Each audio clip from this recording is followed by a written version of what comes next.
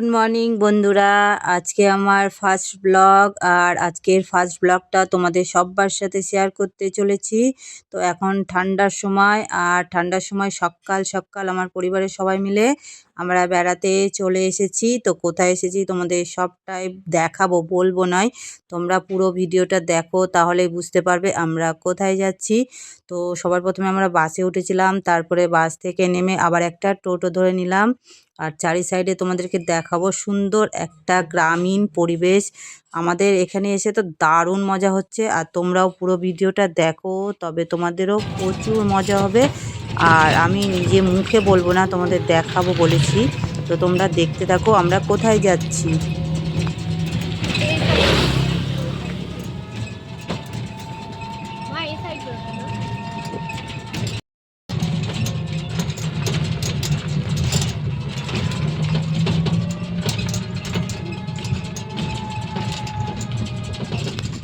তো দেখতেই পাচ্ছ চারিদিকে কি সুন্দর একটা পরিবেশ। ওইদিকে দেখো পুরো এই জমিগুলোতে সর্ষে লাগানো হয়ে গেছে, আর কিছু বাকি আছে। কয়েকদিনের মধ্যে এইগুলোতেও সর্ষে ভরে যাবে। তো আমাদের ওখানে এরকম খুব একটা দেখা যায় না। আর কাঁচা মাটির রাস্তা, আর আমার পুরো পরিবার সবাই মিলে দেখো টোটো থেকেও নেমে পড়েছি। খুব ভালো লাগছে, আর আমার মেয়েরা তো খুব এনজয় করছে। আর আমার ছোট মেয়ে দেখো খুব আনন্দ করছে, ওর এসে তো প্রচুর ভালো লেগেছে। তো পুরো পরিবারে সবাই চলে এসেছি। তো তোমরা দেখবে কিন্তু অবশ্যই।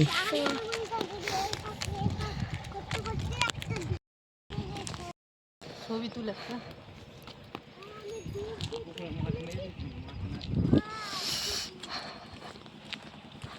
তো এবার আমরা গাড়ি থেকে নেমে পড়লাম। এবার এইটুকু হাঁটা রাস্তা, তো হাঁটছি। এখন প্রায় বেলা 12টা মতন বাজতে চলেছে। তবুও দেখো এতটা ঠান্ডা, আমাদের ওখানকার চেয়ে এখানে বেশি আরও ঠান্ডা। আর রোদে তো দেখাই নেই। এখন হাঁটবো, হেঁটে কিছুটা যেতে হবে। এখানে গাড়ি সেরকম দিতে না, রোদ নাই বলে তেমন হাওয়া মানে ইয়েও আসছে না। হাওয়া আছে, হাওয়া আছে কিন্তু তোমার আলো হাঁটতেও ভালোও লাগছে চারিদিকে। আমাদের ওখানে তো সেরকম গাছপালা নেই, এখানে এরকম গাছপালা আছে, ভালো লাগছে। চারিদিকে ফুল, তারপরে এখন সর্ষা লাগিয়েছে, চারিদিকে জমি আছে, জমিতে অনেক সর্ষা লাগিয়েছে, দেখতে বেশ ভালোই লাগছে। আর দুই সাইডে গাছপালা আছে। তো এইটুকু হেঁটে যাব। আর কোথায় যাচ্ছি তোমাদেরকে তো আমি বলিনি, শুধু যাচ্ছি দেখাচ্ছি। তো কোথায় যাব সেটা তোমাদেরকে একদম গিয়ে বলবো কি তোমরা দেখতেই পাবে কোথায় যাচ্ছি। এখন বলবো না। তো চলো একদম তোমাদেরকে ওখানে গিয়ে বলবো না, দেখাবো আমরা কোথায় যাচ্ছি।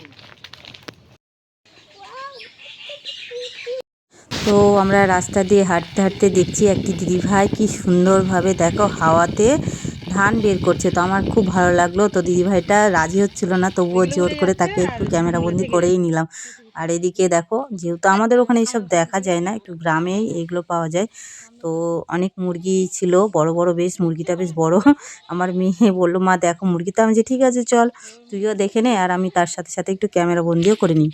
তো বন্ধুরা দেখো, আমরা এসে কিন্তু চা খেয়ে আমি রান্নায় বসে পড়েছি। আমি তোমাদেরকে তো বলিনি এতক্ষণ কোথায় আসবো। তো ফাইনালি আমি এবার বলে দিই, আমি এসেছি আমার একটা ভাইয়ের বাড়িতে, যার নাম জয়। তোমরা সবাই দেখেছো, জয় অফিসিয়াল, তার বাড়িতে এসেছি।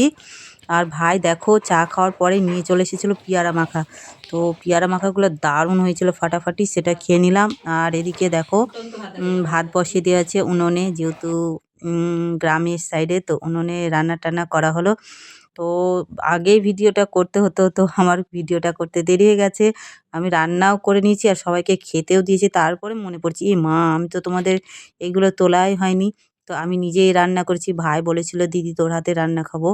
তো তার জন্য আমি রান্নাটা করে নিলাম। এসে বেশি সময় পাইনি, যেহেতু আমাদেরকে আবার রিটার্ন যেতে হবে।